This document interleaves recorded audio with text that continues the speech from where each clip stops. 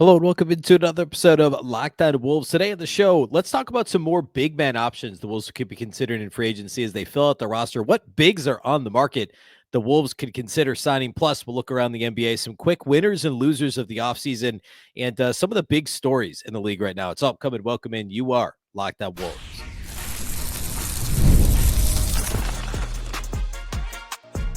You are Locked On Timberwolves, your daily Minnesota Timberwolves podcast.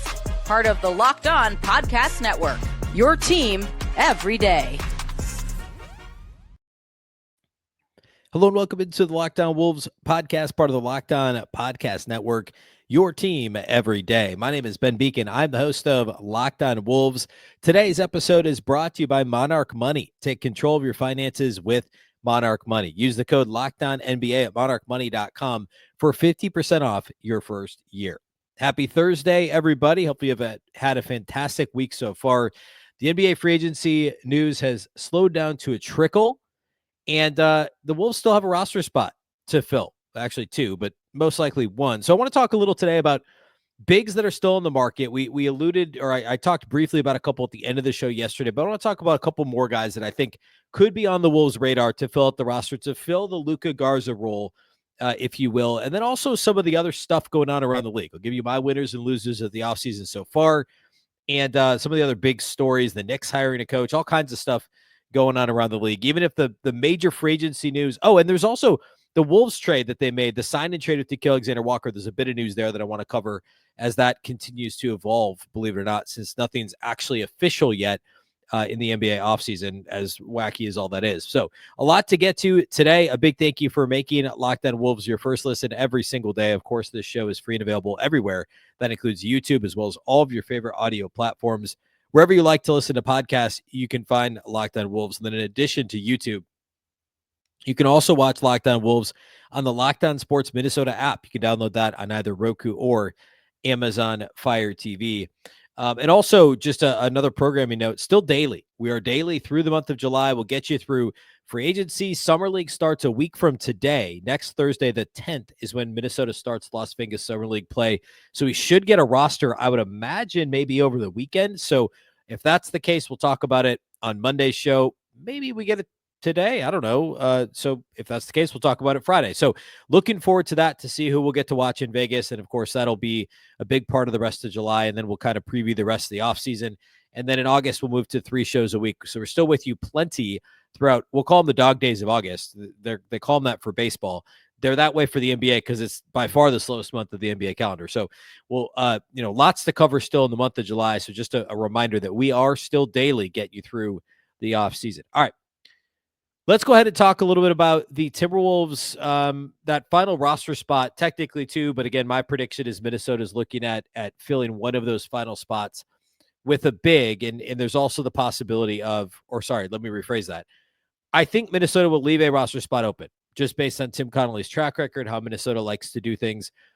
They're either going to sign a big or somebody who can initiate offense, right? A backup point guard, a playmaking wing.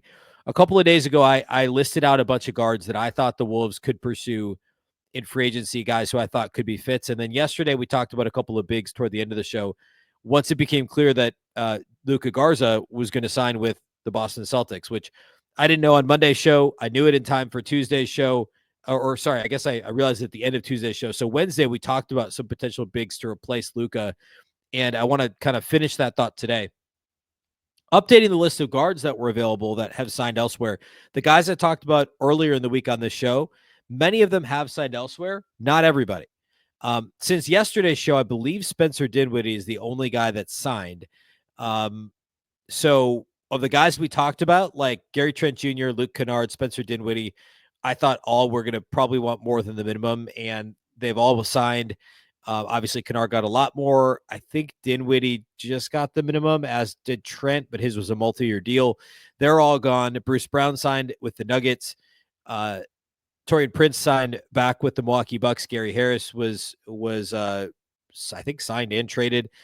And that leaves, of the guys I talked about, my favorite possible Wolves addition is still in the market. That's Malcolm Brogdon. I think he's the best fit for Minnesota. There's some high upside there. D'Anthony Melton's still out there. He's not going to be ready to play right away, and he's not a point guard and not a big, but I think adding another defensive wing to the group would be a good thing after losing to Alexander Walker. So I like the possibility of DeAnthony Melton. Torrey Craig is a possibility. I'm less enthused there, but he is certainly a favorite of Tim Connelly. Then DeLon Wright was on my list as like a last ditch kind of, hey, we need another guard type of guy.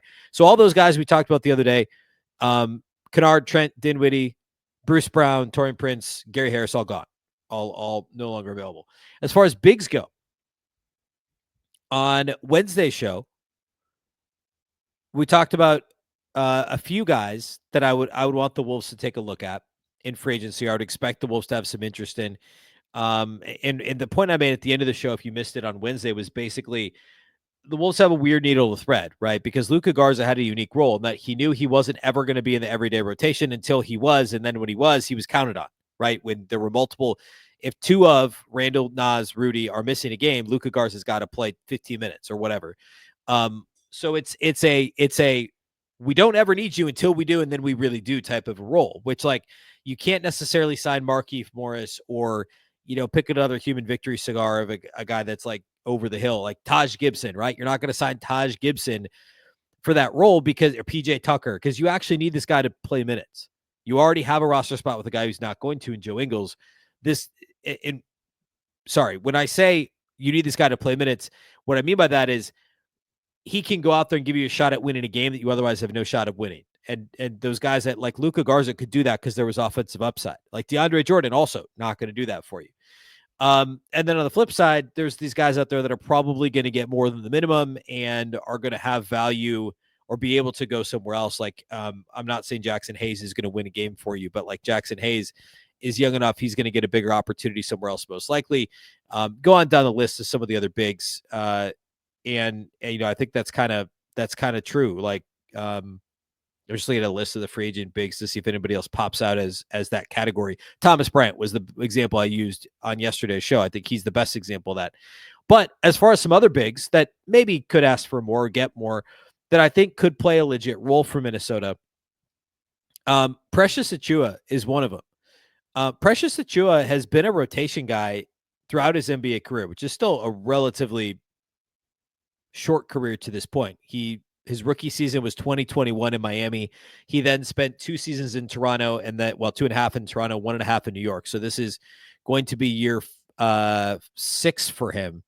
Did I do that math right? 1, 2, 3, 4, 5. This will be year 6 for him. And he's been a rotation guy throughout his career already and started, I don't know, about a quarter of the games a couple times. Last year was 20.5 minutes per game in New York. Obviously, like I gave the Garza example of a guy with offensive upside that could win a game for you if you needed him to. Like that's not Achiuwa. Achiuwa is more of a true backup big. So again, I think he's another guy that's probably going to have other options, but he's one of the better kind of versatile defensive bigs that's switchable on the perimeter. Good, decent enough shot blocker, good enough rebounder. I think he deserves a bigger role than what Minnesota could offer him. But I like Precious Achiuwa a great deal, and I think he's a name that, if it comes down to it, would be potentially a possibility. And I've got a couple more that I want to get to. But again, like I think Achiuwa and Thomas are both going to have, or excuse me, Thomas Bryant are going to have other options. And I want to be clear. I'm not saying that like there's a real chance they get him. Like they weren't probably going to get Luka Garza or Spencer Dinwiddie. I'm trying to find guys that there's a somewhat realistic possibility if things fall a certain way, but also with the context of like Precious Achiuwa is only going to be 26 this year, and somebody is going to be able to say, hey, we can give you 15 minutes a game. Minnesota doesn't have those minutes. They have 0 minutes a game except for garbage time and when somebody's out. And then you're going to play heavy minutes because there's no other options. Because remember, the only bigs on Minnesota's roster are Nas, Reid, Rudy Gobert, and oh my goodness, my mind just went blank. Nas, Reid, Rudy Gobert, Julius Randle. Those are the only bigs on this roster that are not 18. Juan Berenger and Rocco Zakarsky, who's on a 2-way deal, are 18. Jesse Edwards is on a 2-way deal. He's like 25, but like he's not getting a rotation minute. So that's it. You need to find more bigs. Outside of Achiuwa, I got one more guy I want to talk about today, and then I'll hit a couple other names real quick. We'll move on to talking about some bigger picture NBA stuff. In context of the Wolves, like the Western Conference, who got better, who got worse. To this point, middle of the first week of NBA free agency, obviously a lot of offseason to go, But at this point, who's gotten better, who's gotten worse in the West? We'll do all that here next.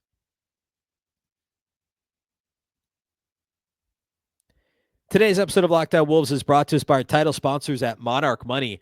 Ever wish managing your money felt easier? With Monarch Money, it can't. Whether you're growing your savings or planning a big purchase, Monarch puts you in the driver's seat. It's like having your own personal CFO, giving you full visibility and control over your finances. Monarch Money is more than a budgeting app. It's a complete financial command center. You can track all your accounts, investments, and spending in one place. So in addition to managing your money, you're also building wealth. When you start using Monarch, you'll realize you're spending more than you think on something. For me, it was restaurants, a little bit of food delivery as well. It's food. I like food, turns out. I'm sure I'm not the only one. Maybe there's some other category. It could be subscriptions. Like you sign up for more streaming services than you actually watch, and you don't even really think about it until you see on Monarch Money that it's added up to just more than you've expected. Having everything in one app will make it much easier for you to manage your money on a day-to-day basis. Take control of your finances with Monarch Money. Use code LOCKEDONNBA at monarchmoney.com for 50% off your first year. That's monarchmoney.com, code LOCKEDONNBA for half off your first year.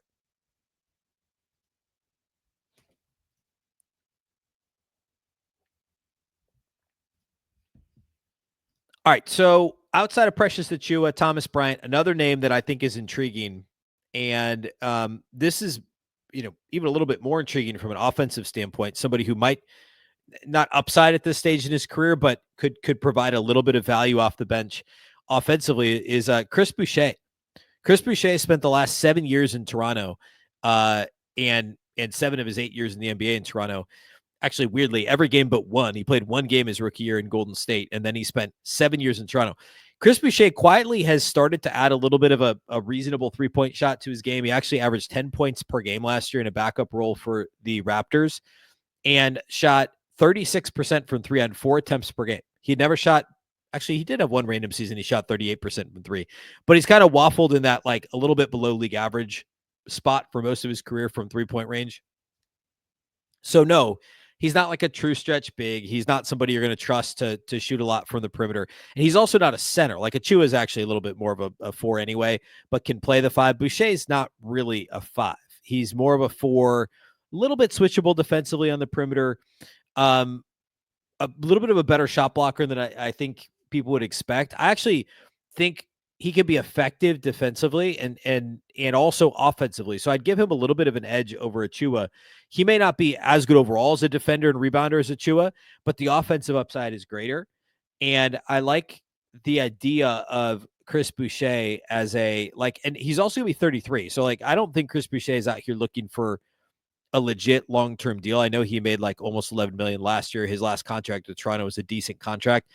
I could be wrong. He could get at this point, not a lot of guys are getting much more than the minimum anyway. So he's somebody who's been on a few bad teams. Obviously he won a title in Toronto several years ago, but he's been on some bad teams since then. And perhaps there's there's a desire there for him to get out and be on a winning team again. And maybe he accepts a little bit of a lesser role. And here's the thing, somebody, God forbid, gets a longer term injury, Nas, Julius, Rudy, and Chris Boucher would find himself as a regular rotation guy again. He'd be one injury away from that. And honestly, the game is more well-rounded than Luka Garza. He's obviously a better defender. He's not as skilled offensively as Garza, but he's not a significantly worse three-point shooter. And I think that rebounding wise, they're in the same category, especially in the offensive glass. I think Boucher would provide something. And he's not super high on a lot of those free agent lists. If you go out there and look at, I think ESPN did their updated top 10, I think it was Kevin Pelton did it. And he's not on that list. Teams aren't really focusing on Chris Boucher, I don't think, or at least I should say the articles that are ranking these guys aren't focusing on him. And I think you never know. The Wolves could have a shot at him if he's looking to be part of a winning team again and have potentially defined role. Another guy that would fall into a similar category in terms of probably outside the Wolves' bare minimum price range and probably can find a better deal elsewhere, or at least more playing time elsewhere, would be Mo Wagner. Mo Wagner is still only 28 years old and obviously had injury issues last year, but he's never played more than 19 minutes a game in a season. And last year in just 30 games, he averaged 13 points a game, similar 3-point shot to Boucher in terms of a little below league average. Volume's always been a little bit lower for Wagner.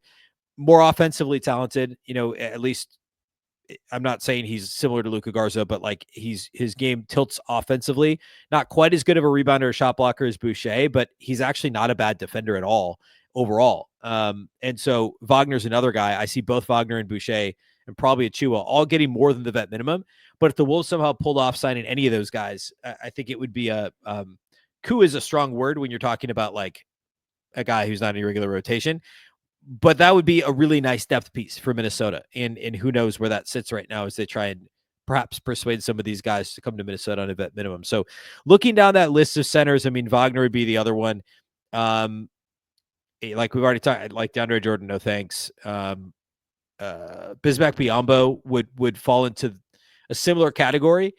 No offensive upside there, but he's a guy who knows how to play, depth. Like remember OKC had him at the end of not this season, but last season as a deep bench guy to try and give them some size as they tried to navigate the playoffs. Like you don't mind having a guy like that off your bench. Thomas Bryant, I think, is going to be able to find a different, a more tenable for him situation than Minnesota. Achua, we talked about. Boucher, we just talked about. Old friend James Johnson. I don't know in what world he doesn't end up back with the Pacers in some way, unless I've missed something, and like that's not going to happen. But be nice to have him as your last guy, just in case you get into a fight. Everybody, like fine, okay. Markieff Morris, I've talked about him not being a real option. PJ Tucker, same thing. So like that's kind of the list. And it's possible they only sign a point guard and then don't dip their toe in the big man waters here at the end of the bench. It's also possible they fill both spots and end up with a playmaking wing or a guard and then also a center. So very intrigued to see how this plays out. That's all I want to do today on the bigs. Who knows? I would imagine the next couple of days we see a bit more movement there, but I want to move on and talk a little bit more bigger picture about the NBA, hit a couple of stories here, and then talk quickly about some of my winners and losers. One quick Timberwolves note that is pretty interesting. Right before I started to record the show for Thursday, there was some news that broke, I think initially reported by ESPN's Bobby Marks, and then also I think Fred Katz was reporting this as well, that the Kevin Durant trade could potentially end up being a 7-team deal by the time the moratorium is lifted on Sunday, which is the 6th, and deals actually become official.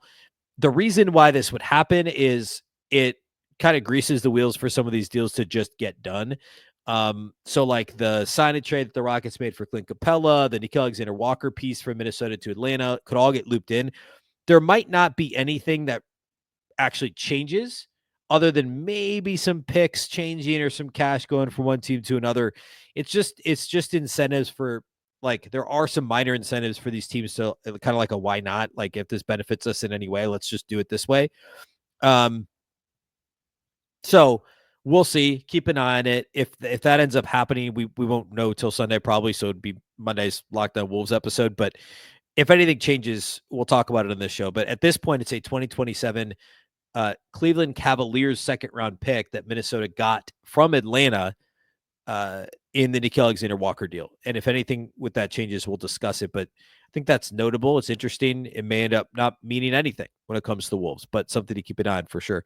All right, let's talk about a couple of other NBA stories and some of the things that I have seen or that I would pull out of what's happened so far across the NBA, winners and losers, which admittedly it's early in the offseason to truly find winners and losers, but my take on it and where things stand as of right now. So we'll do all that here next to close out the show.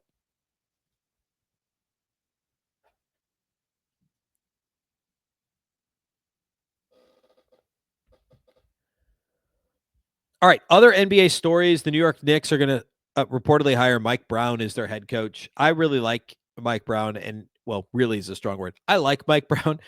I thought he got a really kind of bum deal in Sacramento. I don't think it was fair that he got fired when he did. I thought that it was kind of Bush League the way that was handled, and that's just kind of the way Sacramento's done a lot of things the last, I don't know, decade and a half. But Mike Brown's a good enough coach. I don't know that he's necessarily a significant upgrade over Tom Thibodeau. He's probably the best candidate that they interviewed. Remember, the Knicks asked 5 different NBA teams if they could interview their existing head coach for their position. The arrogance is very so Knicks-like. Of course, Chris Finch was one of those. Jason Kidd, we know, was another. And every team that they asked said no. They interviewed Timberwolves assistant Micah Nori. They interviewed James Borrego, of course, the former Charlotte coach, is currently an assistant in New Orleans, former Spurs assistant as well from before he was a Hornets coach. They interviewed Don Staley, the college coach, and I'm blanking on who else they interviewed. Taylor Jenkins, former Memphis coach, who also was weirdly fired. But then there was some report, a New York Post report, that Jenkins seemed less enthused about the job, I think was the way it was termed, which is a very odd thing. So all that to say, like, I think they landed in an okay spot. I just don't know that Mike Brown's better than Tibbs. Like, it's maybe a lateral move at best. I don't know. And it's the whole Tibbs thing. Tibbs can grate on guys after a while. So maybe that's a piece of it too. I don't know. But all that to say, ultimately, the Knicks ended up hiring somebody. They hired Mike Brown. So there's that. That's a significant offseason story. We know Micah Nori's not leaving, at least not for that job. And at this point, probably not leaving at all. The Damian Lillard thing and the Miles Turner trade to Milwaukee, like, that hurts the Pacers. It ultimately is a good thing for Milwaukee. It's good for Dame Lillard. It's not worth getting too deep into Dame to Minnesota talk at this point. I did see that somebody on ESPN, was it Bobby Marks? Or was it Mark Spears? I think it was Mark Spears, was talking about Minnesota being the best landing spot for Damian Lillard. Ultimately, like, remember, Achilles injury in April, like, this dude at his age, he shouldn't be playing until at least March next year. So I don't know. I'd be a little surprised. There were a lot of reports about Dame not wanting to be in Milwaukee. A lot of stuff that's come out now after the fact. And, like, if he really wants to be in Miami or somewhere that's different than the upper Midwest, like, more appealing from a culture, nightlife, weather standpoint. I mean, I guess in the spring next year, it'd be spring at least in Minnesota. I don't know. I'd be a little surprised if Dame ends up in Minnesota, but who knows? I could be wrong. And you know, coming off an Achilles, what the defense wasn't good anyway, especially at this age, and then with the injury. So, like, you're signing him just for some clutch playoff shots. It's something we could definitely spend more time on later, and we'll definitely discuss that with some guests on the show later this offseason. But something to keep an eye on. I don't think there's any movement soon. Oh, and then the Jaren Jackson Jr. thing. Jaren Jackson Jr. getting a turf toe injury playing in a live pickup run off-site away from the Grizzlies facility, like right after he signs the big extension. He already had surgery, and they're saying not reevaluated for 12 weeks, which is like right before training camp. So a terrible break once again for Jaren Jackson Jr. and for the Memphis Grizzlies, who just cannot get out of their own way, or at least their players can't get out of their own way. And a bad thing to happen to a Western Conference, I guess, foe of Minnesota, which actually, that's not a bad segue into some of the winners and losers of the offseason so far. Speaking of losers, and I'm not calling Memphis a loser of the offseason. It's not like it's not their doing where Jackson gets hurt. Sacramento Kings just acquired Dennis Schroeder in a sign and trade and gave him like 3 years, $40+ million, which seems nuts so to me. Like, Dennis Schroeder was a 1-year prove-it guy, I think, the last couple of years. Dennis Schroeder's fine, but to guarantee him that much money, it seems pretty crazy to me. And Sacramento hasn't exactly, we'll say they haven't exactly crushed it so far this offseason. I don't agree with a lot of what they've done. Let's see, what was the other silly trade? They drafted Maxime Reynaud. They're going to sign Drew Eubanks apparently after he clears waivers. Fine, whatever. I remember the Timberwolves just killed Drew Eubanks in the playoffs when he was with Phoenix a couple of years ago. The Valanciunas trade, like, I don't know. I mean, trading Valanciunas to get Dario Saric, like, that seemed that's not a good move. Like, Sacramento just always is doing Sacramento stuff, and they may still trade Malik Monk, who's better than, like, the guys we just talked about. I just don't ever know what Sacramento's doing, and we already talked about the Mike Brown thing. Like, that is just not a solid move for the Sacramento, or solid offseason to this point for the Sacramento Kings. And to me, they've been one of the clear losers of the offseason. In the wake of the draft, another clear loser was the New Orleans Pelicans. them trading an unprotected pick next year to move up 6 spots was exceedingly silly. And that's what they did. They haven't done anything, of course, in free agency other than sign Kevon Looney to a 2-year, $60 million deal for some reason. Like, he's fine, but why? Like, why are they doing that? Why are they using part of their mid-level exception and hard capping themselves at the first tax apron? Like, it just seems so silly to do that. So that's kind of what the Pelicans have done. Is sign Kevon Looney and give up an unprotected pick for to move up 6 spots and draft a guy that they didn't probably need to move up, certainly not that much at that cost for. So the Pelicans are definitely a loser. And by the way, I'm listing 2 Western Conference teams as losers. And I like that's the Western Conference is going to be so rough and tumble once again. I mean, like, you look at the West and sitting here right now, how many teams are actually just going to be bad? I mean, the Pelicans will be, but they shouldn't be. I mean, like, I guess Phoenix, probably. I mean, they still have Devin Booker, but I guess Phoenix, and then obviously Utah still. But like, Portland's going to be better. We saw them come on at the end of the year. Sacramento can't get out of their own way, so that's a positive thing for the Wolves. But then we look at some of the winners of the offseason to this point, and I would put the Houston Rockets obviously there with Kevin Durant. Some of the other moves they made, the Dorian Finney-Smith signing. I love the Clint Capella thing less, but the depth on that team is going to be really impressive. You go on down the line, and the Rockets have had a very good offseason. There's no way to argue that. And then the Denver Nuggets actually have like a real rotation now. They've got like 7 vets now in their rotation, and only the fringes of the rotation are going to be like really painfully young guys, which is the same for the Wolves, right? Minnesota's got like a top 8, or I guess a top 7, and then your 8, 9, 10 guys are all second-ish year guys. Denver last year, the whole bench was young guys, and now they brought back Bruce Brown. They've signed Tim Hardaway, and that's not even like, that's more of a depth move. I'm blanking on the other move they made, but like, what Denver's done to this point has been really, really smart. And they've really done a good job of shoring up their bench. And then Atlanta, the Nickeil Alexander-Walker move is good. The Luke Kennard signing is good. They seem to be actually making a real run at it to try again to surround Trae Young with talent that can get them in a really wide open Western Conference or Eastern Conference, excuse me. And Orlando's done some interesting stuff too. I don't know that I'd call them a winner, but I think they put themselves in a decent spot to be competitive.